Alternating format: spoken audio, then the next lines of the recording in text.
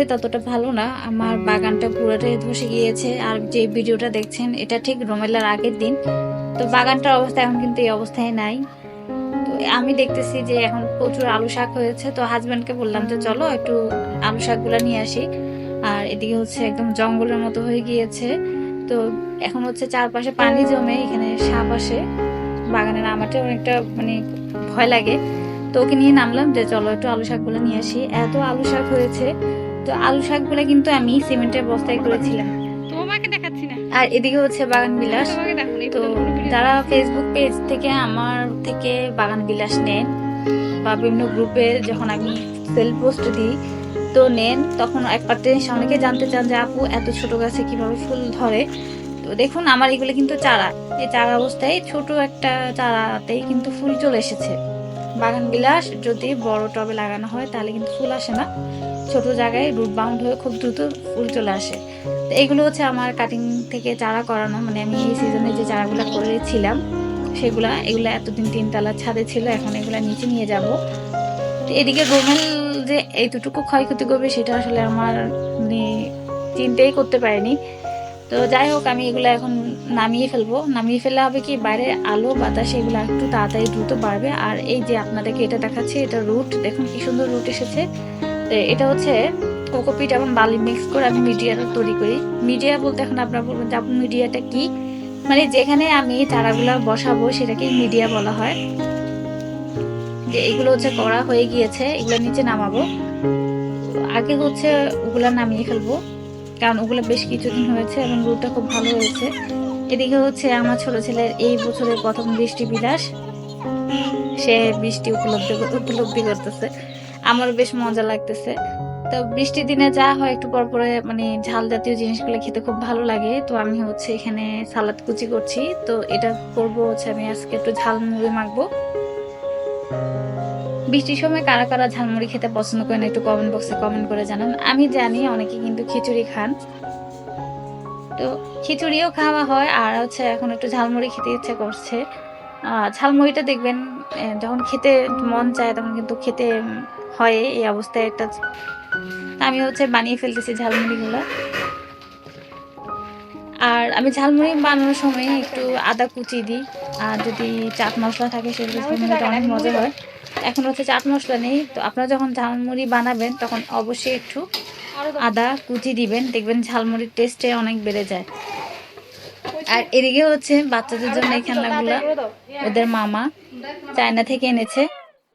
তো মামা হচ্ছে এগুলো টেস্ট করে দেখতেছে। আমি বলতেছি একটু ভিডিও করে দাও, তো ভিডিওটা করে দিল। এটা হচ্ছে, এটার নাম টর্চ। দেখিতে বুঝতে পারতেছেন এই যে এই ছোট ছোট ফিল্ম গুলা এটার ভিতরে ঢুকিয়ে বিভিন্ন কালারের ফটো বের হয়। তো আর এটা হচ্ছে একটা গ্রাস হোপার বা ঘাসফড়ি। এটা হচ্ছে সোলার সিস্টেমের উপরে যে প্রলেপটা দেখতেছেন ওটা যখন রোদে দেওয়া হবে তখন এটা নড়ে।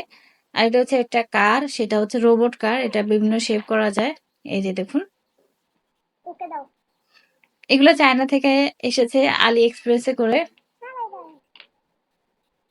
তো খেলনাগুলো বেশ ইউনিকে আছে। আর আমি তো মনে করেছিলাম যে খুব দ্রুত নষ্ট হবে, কিন্তু নষ্ট হয়নি। আর এটা যে আমরা রোদে এসে টেস্ট করতেছিলাম, এগুলো হচ্ছে রোমেলের 2 দিন আগে।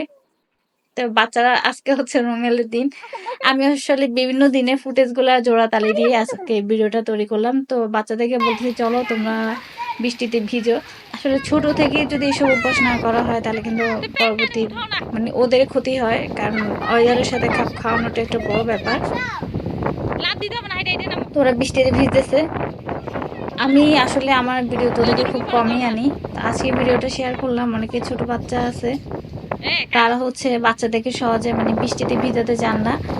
তো অবশ্যই কিন্তু বৃষ্টিতে ভিজাবেন, তবে প্রথম বৃষ্টিতে না, বৃষ্টিটা যদি একদিন হয়ে যায় বা কয়েক ঘন্টার পরে যে বৃষ্টিটা হয় সেটাতে ভিজাবেন। তো অলরেডি একদিনের মতো বৃষ্টি পার হয়ে গিয়েছে, তো ওরা অনেক ডিস্টার্ব করতেছিল যে আম্মু বৃষ্টিতে ভিজবো, তাই আমি বললাম যে আচ্ছা যাও না আম্মু। আর এদিকে চারপাশে পানি উঠে গিয়েছে। তো পানি উঠলে আমাদের একটা মজা সেটা হচ্ছে আমাদের এখানে কিন্তু মাছ আসে, আমরা মাছ ধরতে পারি। আসলে বেশি মাছ তো আমরা ধরতে পারি না, আমরা অতটা এক্সপার্টও না। মানে অল্প কয়টা মাছ ধরি, খুব মজা লাগে। তার চেয়ে বরং আমাদের অনেক সময় নষ্ট হয়, অনেক শ্রম নষ্ট হয়, কিন্তু মাছ ধরার মজাটাই আসলে আলাদা। আমি অবশ্য ধরি না, আমরা আমি মামা আম্মু আমরা উপর থেকে একটু দেখি। তা এদিকে হচ্ছে একটু পরোটা বানিয়ে নিচ্ছি। আজকে আপনাদের সাথে একটা জিনিস শেয়ার করব, সেটা হচ্ছে কিভাবে বিভিন্ন শেপের পরোটা বানানো যায়। আমার কাছে এই জিনিসটা অনেক মজা লাগে। পরোটা একটু মুচমুচে হলেও খেতে বেশ মজা। তো এদিকে হচ্ছে পরোটাগুলো আমি বানিয়ে নিচ্ছি। এটা হচ্ছে বিকেলবেলা। আসলে বাচ্চারা বড় হওয়ার সাথে সাথে ওদের ভাজা পোড়ার প্রতি দেখি আগ্রহটা বেশি। যদিও আমি জিনিসটা এতটা বেশি পছন্দ করি না, তবুও ওদের জন্য তো একটু করতেই হয়। তো আমি হচ্ছে পরোটাগুলো বানিয়ে নিচ্ছি। এটা হচ্ছে পিজ্জা কাটার বা ছুরি আপনাদের কাছে যেটা আছে, অথবা আপনার হাতের আঙ্গুল দিয়ে করে ফেলতে পারবেন। এই যে কাঁটাটা, তো কেটে ফেলে এবার রোল করে ফেলবেন। ব্যাস, এবার খুব সুন্দর ভিতরে একটা কিন্তু লেয়ার হয়। পরোটাতে লেয়ার হলে পরোটা কিন্তু খেতে বেশ ভালোই লাগে, আর দেখতেও বেশ ভালো লাগে। এই যে আমার একটা পরোটা বানানো শেষ। এখন আমি সেকেন্ড পরোটাটা কিভাবে বানাবো আপনাদেরকে দেখাচ্ছি। আর আপনারা ভাবিয়েন না, এই কাজগুলো আমি খুব দ্রুত এইভাবে করেছি। আমি আসলে ভিডিওর স্পিডটা বাড়িয়ে দিয়েছি। তো এই তো সেকেন্ড পরোটাটা বানানো হচ্ছে। তো প্রথমে আমি তেল মেখে কিছু আটা ব্রাশ করে দিলাম, এবং এই যে দেখুন, এটা টেনে আমি ভাজ ভাজ করে ফেলবো, ব্যাস। তো পরোটার কাইটা আমি প্রায় 2 ঘন্টার মতো করে রেখে দিয়েছিলাম। আসলে দুপুরে ঘুমানোর আগে আমি কাইটা করে রেখে দিয়েছিলাম, এবং বিকাল বেলা এটা করতেছিলাম। তাহলে কিন্তু পরোটাটা একদম রাবারের মতো হয়ে যায়, মানে যত ইচ্ছা তত টানা যায়, এটা ছিঁড়বে না। এই দেখুন, আমি কিন্তু ইচ্ছা মতো টানতেছি, পরোটা কিন্তু ছিঁড়তেছে না। আর এভাবে ঘুরিয়ে পেঁচিয়ে করলে হয় কি, লেয়ারটা হয়, তো দেখতে ভালো লাগে, খেতেও ভালো লাগে, পরোটাটা মুচমুচে হয়। তো এখন হচ্ছে আমি আপনাদের সাথে 3 নাম্বার পরোটা কিভাবে বানাই সেটা শেয়ার করছি। তো আমি এখানে রুটিটা বেলে নিলাম, রুটিটা বেলার পরে তেল ব্রাশ করে নিলাম, আর হচ্ছে এরপর ময়দা ছিটিয়ে দিলাম, সরি আটা ছিটিয়ে নিলাম। আমরা তো ময়দাটা তেমন একটা বানানো হয় না।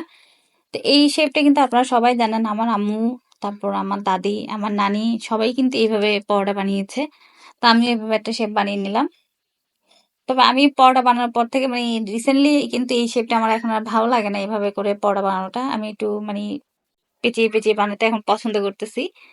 বেশ আমার কাছে মজাই লাগে পরোটা বানানোটা।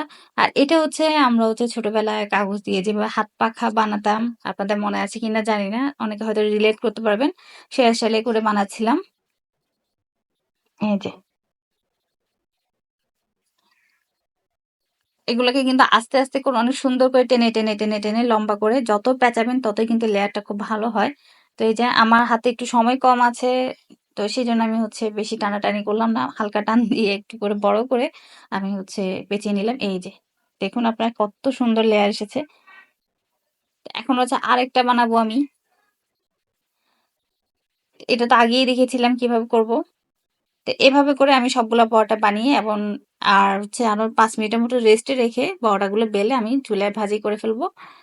তো ভিডিওটি এখানে শেষ করলাম। আশা করি সবাই ভালো এবং সুস্থ থাকবেন, এবং ভিডিওটি কেমন লেগেছে অবশ্যই অবশ্যই জানাবেন। আর হচ্ছে আমার জন্য দোয়া করবেন, আর একটা লাইক দিবেন, আর আমার চ্যানেলটি সাবস্ক্রাইব করে নেবেন অবশ্যই। তো আমার পরোটা বানানো শেষ, আমি এখন সবাইকে নাস্তা সার্ভ করে নিব।